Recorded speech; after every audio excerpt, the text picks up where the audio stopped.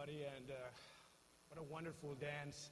For me as a European, it is an open window into the past of Detroit and the present, really bringing this dance that I never knew before, shows the identity and the culture of the city, and it's a learning experience. So I know that Rasul have been, or had received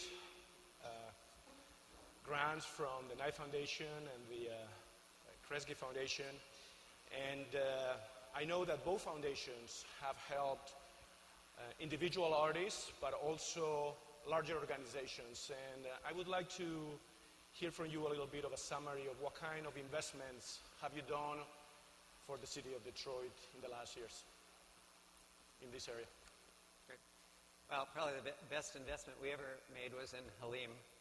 He's one of the Kresge Arts Fellows. Maybe I could just back up the tape just a couple of years. 2006, when I arrived in Detroit, Detroit, of course, had an extraordinary tradition of arts, culture, design, creativity.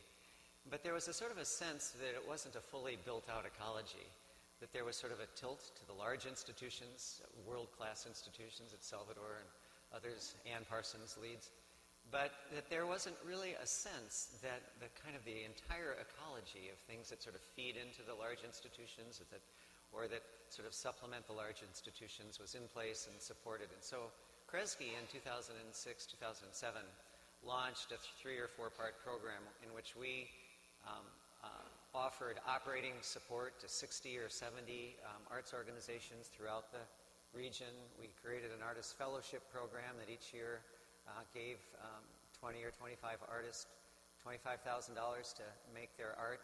Halim was one of the first of those fellows. We invested in what's called an eminent artist each year, trying to single out an emblematic artist who represented, whether it was poetry or painting or jazz or whatever the medium might be, sort of the best of that genre. And we also began investing in the infrastructure, sort of the back office that every arts organization needs in order to survive, whether it's accounting or PR or any number of other supports.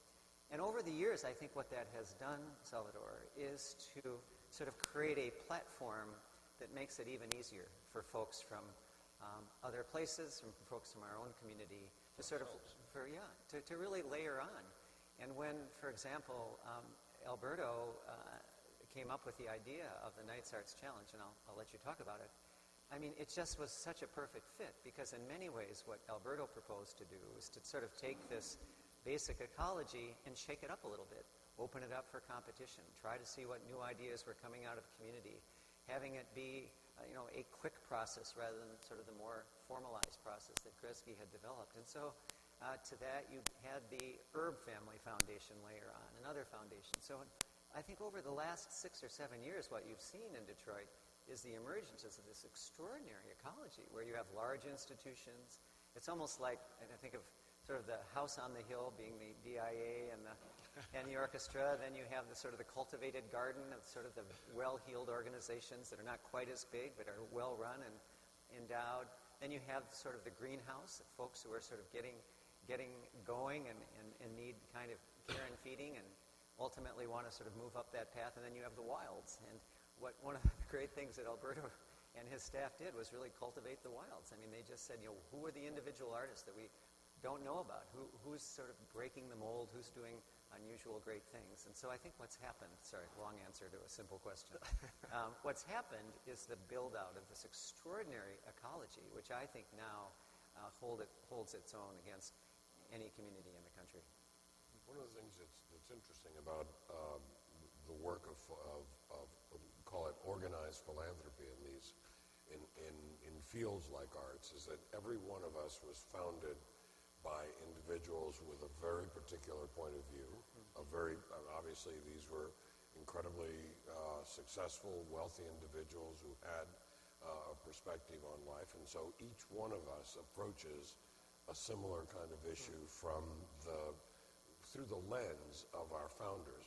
Our founders at Knight, in their day, had the biggest newspaper company in America at a time when newspapers were pretty much the center of news in the country. One of their papers was the Detroit Free Press, and Jack Knight was particularly devoted to that, to this town and to that newspaper. As with everything else, Jim Knight liked Miami and Charlotte. Jack liked Akron and Detroit, and never moved. Was really committed to the places that he was committed to. So our focus is on the cities and towns where the brothers had newspapers, and our approach is to build informed and engaged communities. That's what they did all their lives. They ran newspapers, so in Jack Knight's words, so the people could determine their best interest. If you're in the business of building community, you've got to start with commitment to place. We had Gallup run a 3-year survey, 3 separate years, 26 cities, and the qualities that most attached people to place, this is about 10 years ago, and it's a study called Soul of the Community, you can look it up, and the qualities that most attached people to place were personal relations and culture. Did people feel comfortable? Did people accept the culture? And so we thought, no, this is a logical extension of our efforts to build community. That doesn't mean that we paint a wall, show our faces, hold hands, and sing Kumbaya, because if the art isn't good, it doesn't work. It has to be quality stuff. I don't care if it's dancing or poetry or painting. If it isn't good, it doesn't work. So we want to make sure that we're funding quality stuff, but we want to make sure that we include the entire community. And so we've taken in each of our towns, and it's actually easier to do this than what Kresge has traditionally done and done so well, which is a broader approach to the arts. Ours is really bumpered by the geography of the handful of towns that we're focused on. And we take in each one of these a two-pronged approach. We're an important, not the biggest, an important funder of major institutions to outreach to the whole community, which is one of the reasons we support the DIA. And at the same time, we have a night arts contest that says there are no rules.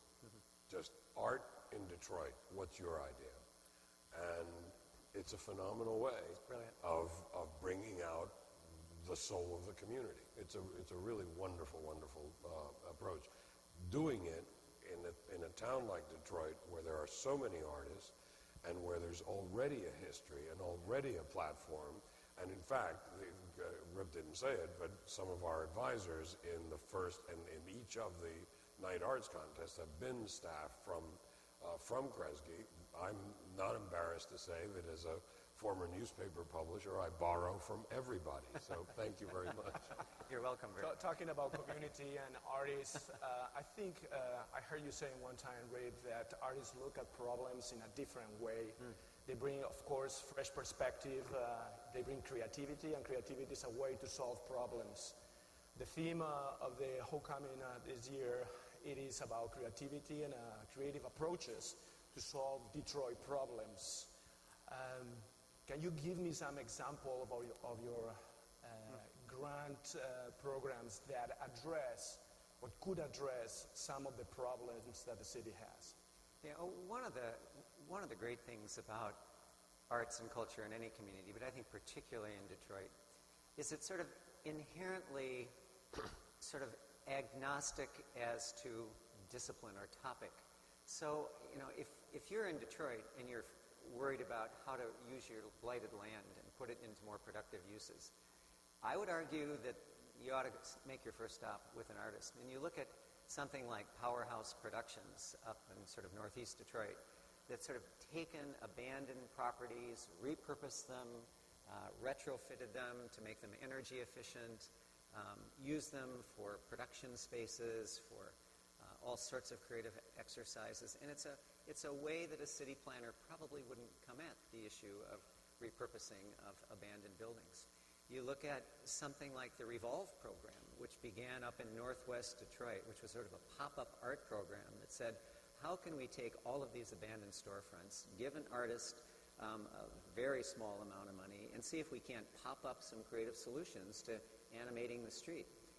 April's Cakes and Bakes came out of that. Those of you who have been up along Livernois and 6 and 7 Mile know that there are a whole suite of small business developments that have came out of sort of the artistic impulse to try something, get artists in there, paint murals, do performance art, do poetry readings, do whatever it takes to animate the space and move it on to the next level. Or, if you're concerned about spaces that have traditionally been sort of hostile and presented public safety threats, you can go down into Southwest Detroit and talk to the folks at the Alley Project, where they engage young people to sort of animate again, give life to a really kind of difficult part of Southwest Detroit, and they've used it through essentially through spray painting techniques. They've gotten all sorts of aerosol artists to come in and figure out different ways to engage young people as well as longtime community residents to sort of reclaim the space in a different way. So whether it's land use or commercial property or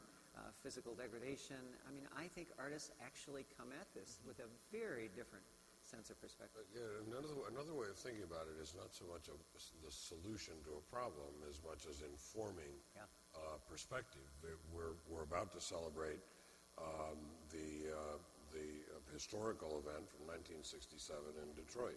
Some people call it a rebellion, some people call it a riot, some people call it event, some people call it disturbance. That's interesting. So it still is an issue. Understanding it is still an issue. And so what we're about to do is to give 7 different grants to 7 different arts institutions and artists to interpret it. We don't tell them what to say. We don't tell them how to do it. We don't tell them what their perspective is going to be. But we want to know what is your take on it, and as a way of having people, of putting it on the table so it can be discussed. An artist can look at something and create a physical piece of art, a moving piece of art, a sound piece of art that can help people understand what it felt like to be there, what it feels like now to live with that history, what it ought to be or what it might be going forward. And at the same time, we're also funding the Detroit Journalism Cooperative to do a 7-part series on the conditions and the specific, so that there's re-reporting of the events, so that people have a factual context from which then to have a discussion, because the history matters in terms of how we interpret it for today and going forward. I have one more question about artists and keeping the ecosystem, the artistic ecosystem in the city. I came here in 2008, and I live in downtown Detroit. There was not much in the city. Now, 8 years later, the city has totally bloomed. Downtown, midtown, it's really a renaissance. The cost of living is going up. And I have a friend who's an artist who used to live in Midtown, and he moved into Hamtramck. What do you think arts organizations like the DIA and others can do to help keep those artists living in the city, maintaining that artistic ecosystem that is so makes the society so healthy in many ways? I think that's a question you could ask in almost any city. As you know, probably our major art city is New York in the United States, and this has been an issue with the Lower East Side, the Lower West Side, then out to Brooklyn. Brooklyn's getting too expensive. People living under the Williamsburg Bridge. It's always going to be an issue, obviously, when cities develop. But it seems to me that an institution like the DIA, by engaging artists, continues to be a magnet. I really don't think that the DIA is in a position to say, we're going to offer you housing, we're going to subsidize artistic housing, but you might be in a position to offer very prestigious fellowships or residencies, or be a beacon, continue to be a place where people are talking about Detroit as the new Berlin. This is phenomenal. So that it continue to be a place where artists know they can do what they do, where designers can look at amount of space that's available in Detroit, this should make any designer, any architect salivate with thinking, oh my God, I could actually see, instead of waiting 30 years, I could actually see my vision actually done in Detroit.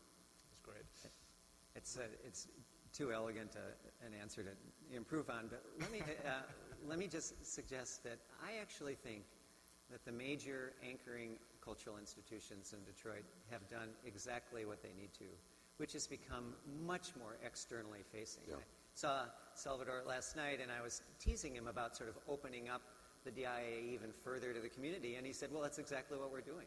Not only are we looking at our front plaza and figuring out how to program on the front plaza, we're actually going to renovate our underground parking, and we're going to begin looking at how to connect to the Charles Wright and to the Science Museum and create a real campus. I think similarly, where I saw Ann Parsons here, those of you who don't know Ann is one of the really visionary arts administrators in the world, I believe. And the way she has opened up the DSO for the possibility of community engagement, I think trying to instill sort of an external focus, a notion that you're not insular, that you actually engage the community in tens of ways, from what Alberto suggested to the way Ann has programmed all across the city and all across the region. Absolutely.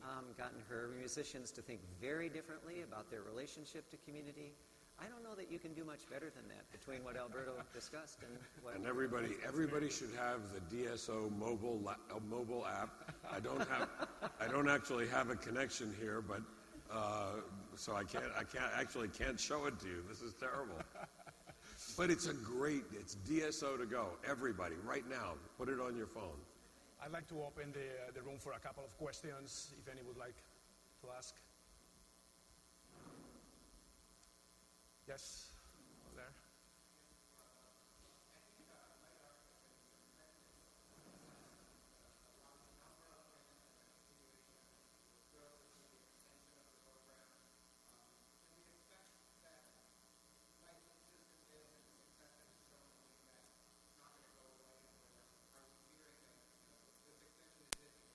Might want to repeat the question. Yeah, thanks.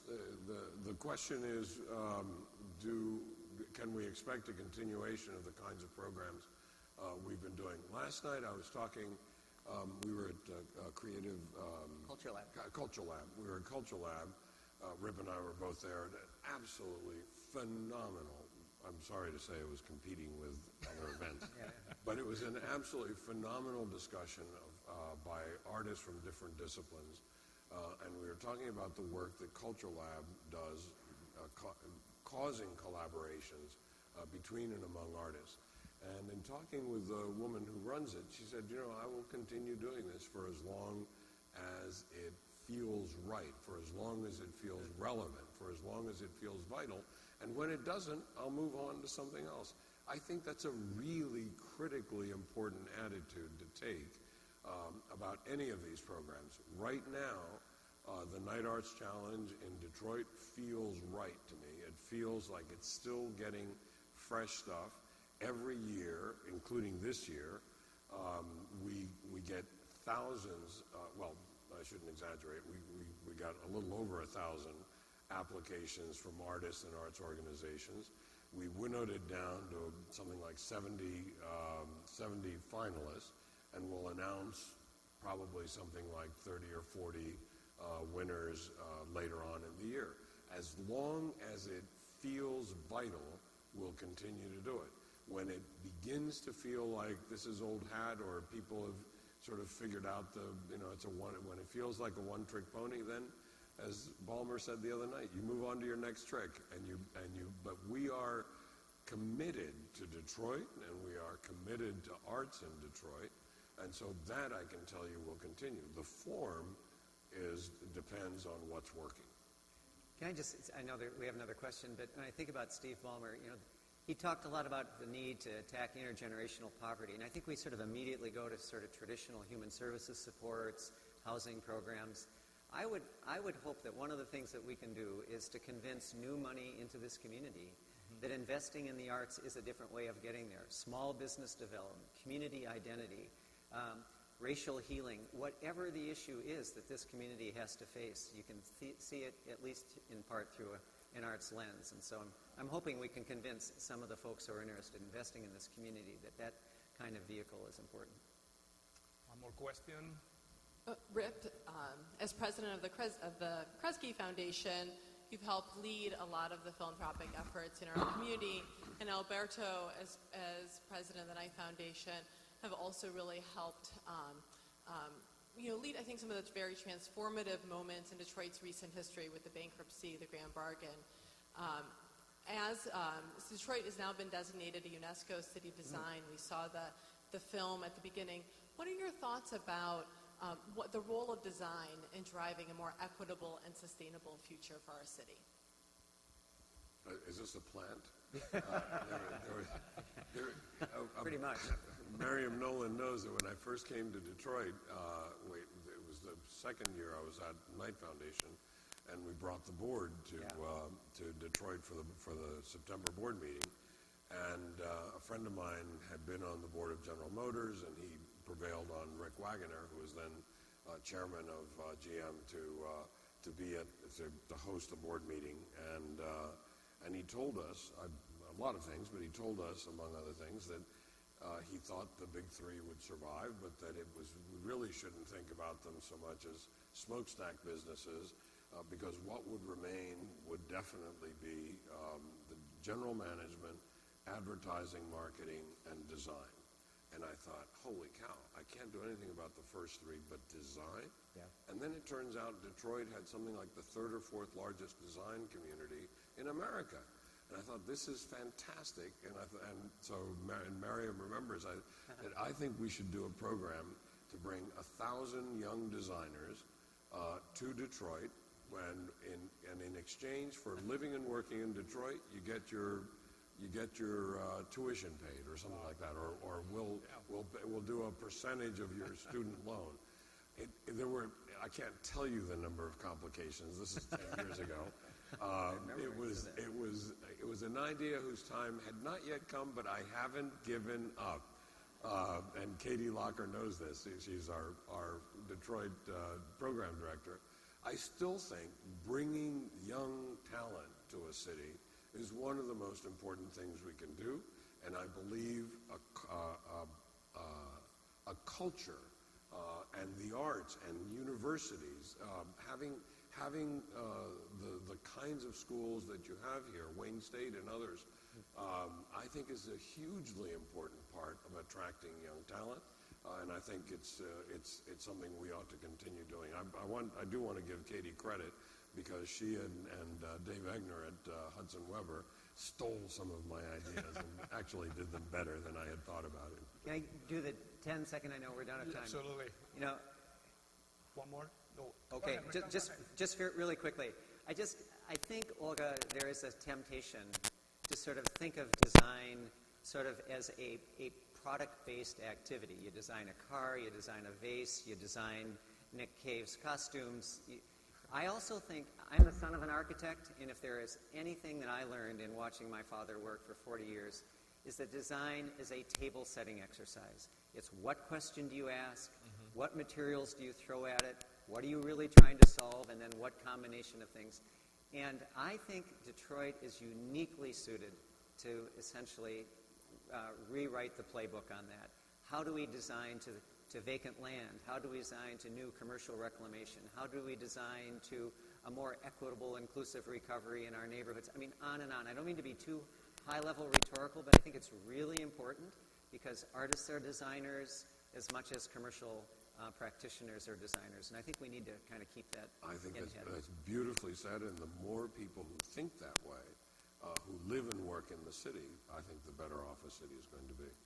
Can we do one more? Here? Oh, the mic is there.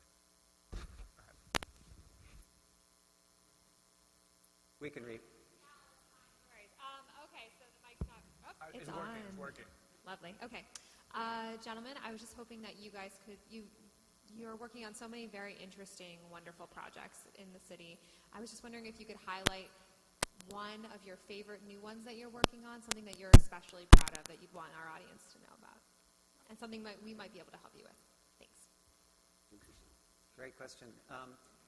One of the most difficult and challenging projects we're working on is to try to take a portion of Northwest Detroit that sits between University of Detroit Mercy and Marygrove College, with a long abandoned commercial strip, a residential area that sort of is tipping on whether to survive or go in the wrong direction, and try to figure out what are all of the ways in which we can engage community in sort of giving that area of Detroit new life. And boy, we need artists, we need economic development practitioners, we need designers, we need architects, we need community organizers. I mean, it's going to be really a sort of an all-hands-on-deck kind of effort. And I think whatever the portal you choose, again, economic development, arts, educational reform, early childhood education, housing stabilization, there's a role for folks to play. And it's a high priority of the Duggan administration. It's a high priority of the Kresge administration. Kresge administration. That's a truly terrifying thought, isn't it? Whatever it is I run, it's a priority of both organizations. So I'd invite people to get on board. I mentioned the 67 initiative, and I think that'll be actually quite interesting. But I don't think we can have a panel like this and not mention the biggest arts investment that any of us have made, which is the Detroit Institute of Arts, the Grand Bargain. Not only did that help in speeding the exit of Detroit through the bankruptcy process, but it preserved for Detroit and for Michigan one of the absolutely world-class treasures of culture and arts that exists. And it was a fantastic example of people who do start from different, Mr. Kresge, Mr. Knight, Mr. Ford, all of those people who set up their different foundations with different viewpoints, all came together, and in a very, very short period of time, we actually surprised even ourselves. And Mariam Nolan was the one who invited us to that initial meeting with Judge Rosen, who was just such a phenomenal leader through the whole thing. Darren Walker from Ford, who was here yesterday. RIP, $100 million. Thank you again. This is fantastic. And then the DIA stepping up, their donors, another 100, and the state matching that money. That is will, that is vision, and that's execution. And now comes the hard part, because now you've got to be the place that isn't closed, the place that is open to the entire community, reaching out, bringing people in, and then going out to the city, going out to the people, and making it be not simply available, but truly inclusive. We are there. We are going there. I know you Please join me in thanking Alberto and Rick. Thank you, sir. It's always fun. Thank you, sir. Thank you.